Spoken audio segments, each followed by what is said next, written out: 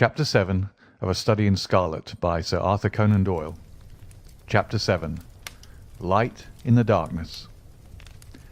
The intelligence with which Lestrade greeted us was so momentous and so unexpected that we were all three fairly dumbfounded. Gregson sprang out of his chair and upset the remainder of his whisky and water. I stared in silence at Sherlock Holmes, whose lips were compressed and his brows drawn down over his eyes. "Stangerson too," he muttered.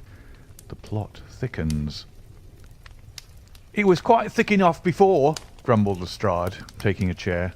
"I seem to have dropped into a sort of council of war." Are you sure of this piece of intelligence?" stammered Gregson. "I've just come from his room," said Lestrade. "I was the first to discover what had occurred." "We have been hearing Gregson's view of the matter," Holmes observed. "Would you mind letting us know what you have seen and done?" "I have no objection," Lestrade answered, seating himself. "I freely confess that I was of the opinion that Stangerson was concerned in the death of Drebber. This fresh development has shown me that I was completely mistaken. Full of the one idea, I set myself to find out what had become of the secretary. They had been seen together at Euston Station about 8:30 on the evening of the 3rd. At 2 in the morning, Drebber had been found in the Brixton Road. The question which confronted me was to find out how Stangerson had been employed between 8:30 and the time of the crime, and what had become of him afterwards. I telegraphed to Liverpool, giving a description of the man and warning them to keep a watch upon the American boats. I then set to work calling upon all the hotels and lodging-houses in the vicinity of Euston. You see, I argued that if Drebber and his companion had become separated, the natural course for the latter would be to put up somewhere in the vicinity for the night, and then to hang about the station again next morning." "They would be likely to agree on some meeting place beforehand," remarked Holmes. "So it proved. I spent the whole of yesterday evening in making inquiries entirely without avail. This morning I began very early, and at 8 o'clock I reached Halliday's private hotel in Little George Street. On my inquiry as to whether a Mr. Stangerson was living there, they at once answered me in the affirmative. 'No doubt you are the gentleman whom he was expecting,' they said. 'He has been waiting for a gentleman for 2 days.' 'Where is he now?' I asked. 'He's upstairs in bed. He wishes to be called at 9. "'I will go up and see him at once,' I said. It seemed to me that my sudden appearance might shake his nerves and lead him to say something unguarded. The Boots volunteered to show me the room. It was on the second floor, and there was a small corridor leading up to it. The Boots pointed out the door to me, and was about to go downstairs again when I saw something that made me feel sickish, in spite of my 20 years' experience.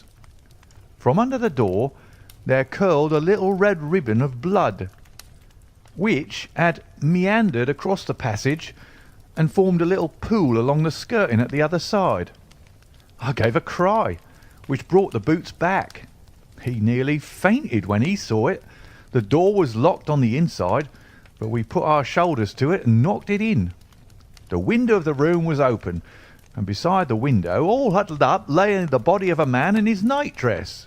He was quite dead, and had been for some time, for his limbs were rigid and cold. When we turned him over, the Boots recognised him at once as being the same gentleman who had engaged the room under the name of Joseph Stangerson. The cause of death was a deep stab in the left side, which must have penetrated the heart. And now comes the strangest part of the affair. What do you suppose was above the murdered man?"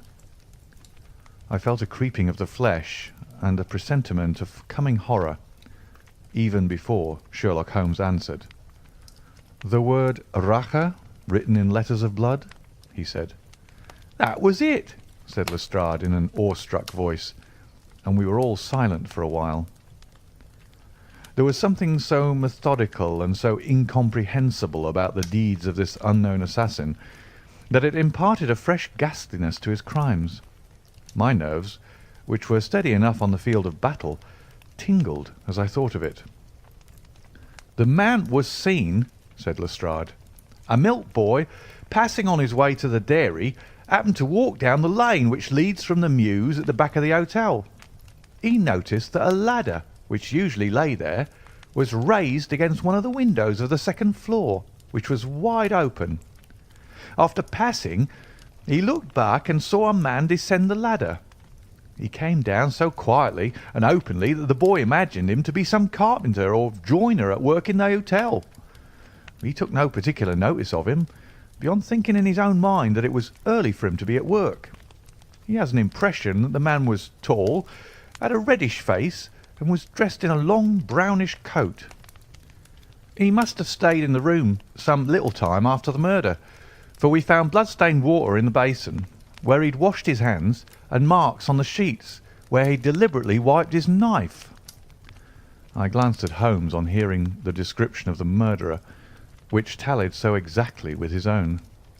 There was, however, no trace of exultation or satisfaction upon his face.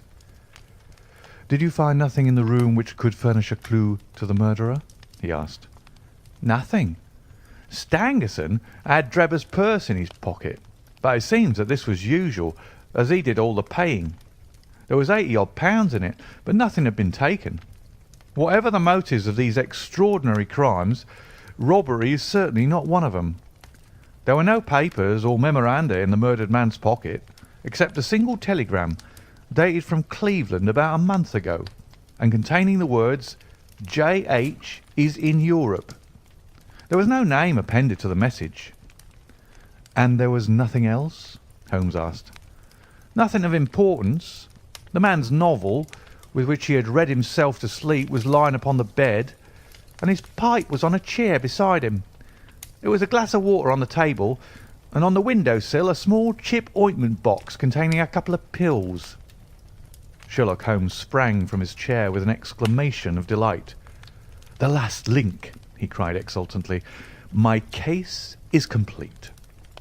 The two detectives stared at him in amazement. "I have now in my hands," my companion said confidently, "all the threads which have formed such a tangle. There are, of course, details to be filled in, but I am as certain of all the main facts from the time that Drebber parted from Stangerson at the station up to the discovery of the body of the latter, as if I had seen them with my own eyes. I will give you a proof of my knowledge. Could you lay your hand upon those pills?" "I have them," said Lestrade, producing a small white box. "I took 'em and the purse and the telegram, intending to have 'em put in a place of safety at the police station. It was the merest chance my taking those pills, for I am bound to say that I do not attach any importance to them." "Give them here," said Holmes. "Now, Doctor," turning to me, "are those ordinary pills?" They certainly were not. They were of a pearly grey colour, small, round, and almost transparent against the light. "From their lightness and transparency, I should imagine that they are soluble in water," I remarked. "Precisely so," answered Holmes.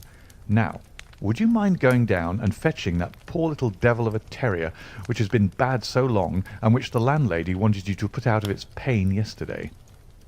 I went downstairs and carried the dog upstairs in my arms. Its laboured breathing and glazing eye showed that it was not far from its end. Indeed, its snow-white muzzle proclaimed that it had already exceeded the usual term of canine existence. I placed it upon a cushion on the rug. "I will now cut one of these pills in two," said Holmes, and drawing his penknife, he suited the action to the word. "One half we return into the box for future purposes. The other half I will place in this wine-glass, in which is a teaspoonful of water. You perceive that our friend, the doctor, is right, and that it readily dissolves." "This may be very interesting," said Lestrade in the injured tone of one who suspects that he is being laughed at. "I cannot see, however, what it has to do with the death of Mr. Joseph Stangerson." "Patience, my friend, patience. You will find in time that it has everything to do with it. I shall now add a little milk to make the mixture palatable, and on presenting it to the dog we find that he laps it up readily enough." As he spoke, He turned the contents of the wine-glass into a saucer and placed it in front of the terrier, who speedily licked it dry. Sherlock Holmes' earnest demeanour had so far convinced us that we all sat in silence, watching the animal intently, and expecting some startling effect. None such appeared, however. The dog continued to lie stretched upon the cushion, breathing in a laboured way, but apparently neither the better nor the worse for its draught.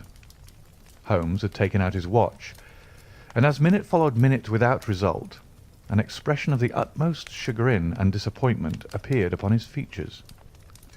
He gnawed his lip, drummed his fingers upon the table, and showed every other symptom of acute impatience. So great was his emotion that I felt sincerely sorry for him, while the two detectives smiled derisively, by no means displeased at this check which he had met. "It can't be a coincidence," he cried at last, springing from his chair and pacing wildly up and down the room. "It is impossible that it should be a mere coincidence. The very pills which I suspected in the case of Drebber are actually found after the death of Stangerson. And yet they are inert. What can it mean? Surely my whole chain of reasoning cannot have been false. It is impossible. And yet this wretched dog is none the worse. Ah, I have it! I have it!" With a perfect shriek of delight, he rushed to the box, cut the other pill in two, dissolved it, added milk, and presented it to the terrier.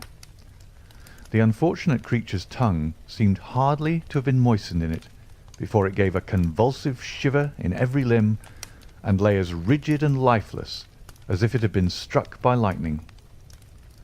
Sherlock Holmes drew a long breath and wiped the perspiration from his forehead. "I should have more faith," he said. "I ought to know by this time that when a fact appears to be opposed to a long train of deductions, it invariably proves to be capable of bearing some other interpretation. Of the two pills in that box, one was of the most deadly poison, and the other was entirely harmless. I ought to have known that before I ever saw the box at all." This last statement appeared to me to be so startling that I could hardly believe that he was in his sober senses. There was the dead dog, however, to prove that his conjectures had been correct. It seemed to me that the mists in my own mind were gradually clearing away, and I began to have a dim, vague perception of the truth. "All this seems strange to you," continued Holmes, "because you failed at the beginning of the inquiry to grasp the importance of the single real clue which was presented to you. I had the good fortune to seize upon that, and everything which has occurred since then has served to confirm my original supposition, and indeed was the logical sequence of it. Hence, things which have perplexed you and made the case more obscure have served to enlighten me and to strengthen my conclusions. It is a mistake to confound strangeness with mystery. The most commonplace crime is often the most mysterious, because it presents no new or special features from which deductions may be drawn. This murder would have been infinitely more difficult to unravel had the body of the victim been simply found lying in the roadway, without any of these outrés and sensational accompaniments which have rendered it remarkable.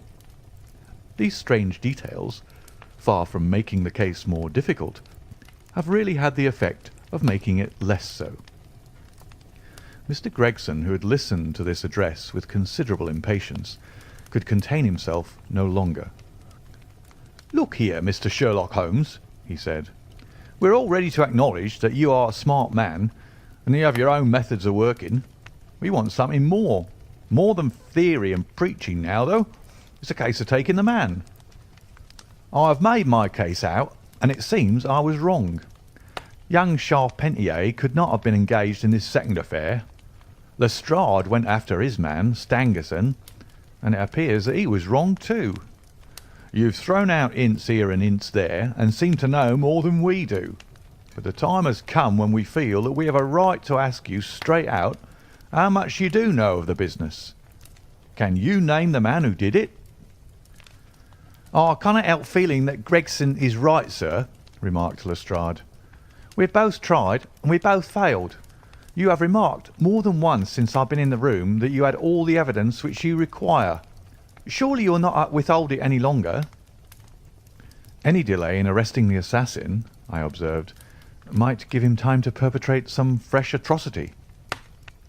Thus pressed by us all, Holmes showed signs of irresolution. He continued to walk up and down the room with his head sunk on his chest and his brows drawn down, as was his habit when lost in thought. "There will be no more murders," he said at last, stopping abruptly and facing us. "You can put that consideration out of the question. You have asked me if I know the name of the assassin. I do. The mere knowing of his name is a small thing, however, compared with the power of laying our hands upon him. This I expect very shortly to do. I have good hopes of managing it through my own arrangements. But it is a thing which needs delicate handling, for we have a shrewd and desperate man to deal with, who is supported, as I have had occasion to prove, by another who is as clever as himself.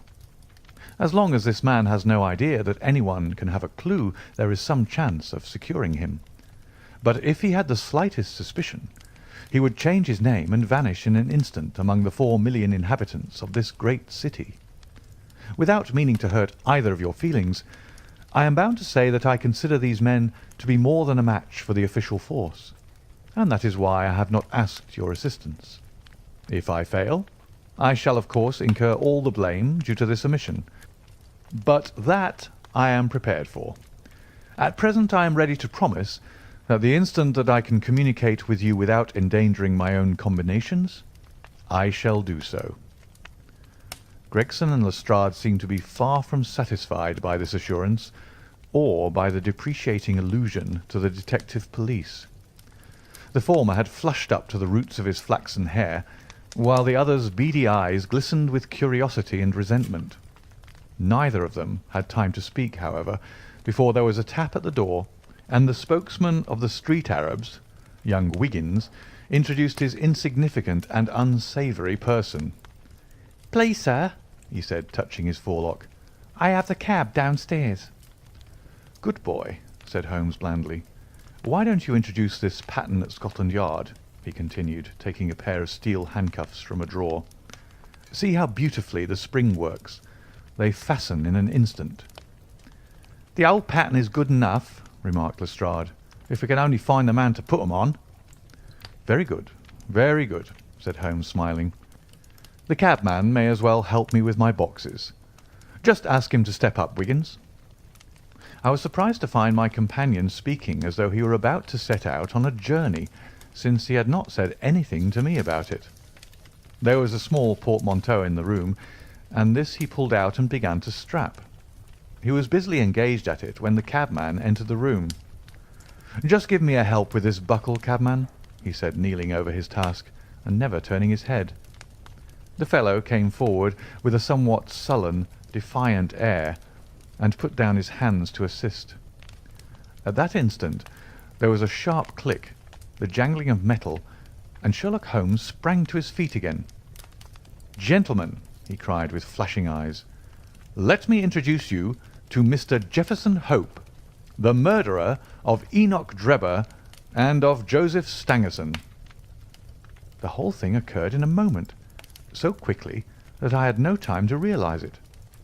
I have a vivid recollection of that instant, of Holmes's triumphant expression and the ring of his voice, of the cabman's dazed, savage face as he glared at the glittering handcuffs, which had appeared as if by magic upon his wrists.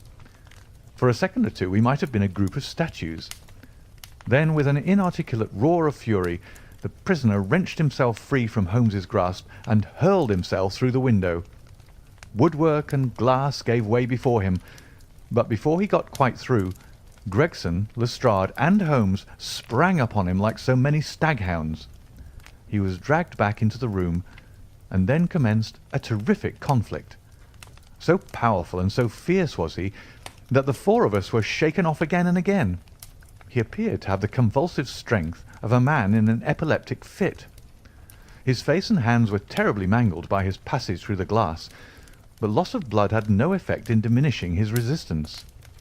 It was not until Lestrade succeeded in getting his hand inside his neckcloth and half strangling him that we made him realize that his struggles were of no avail. And even then we felt no security until we had pinioned his feet as well as his hands. That done, we rose to our feet, breathless and panting. "We have his cab," said Sherlock Holmes. "It will serve to take him to Scotland Yard. And now, gentlemen," he continued with a pleasant smile, "we have reached the end of our little mystery. You are very welcome to put any questions that you like to me now, and there is no danger that I will refuse to answer them." End of Chapter 7 and Part 1.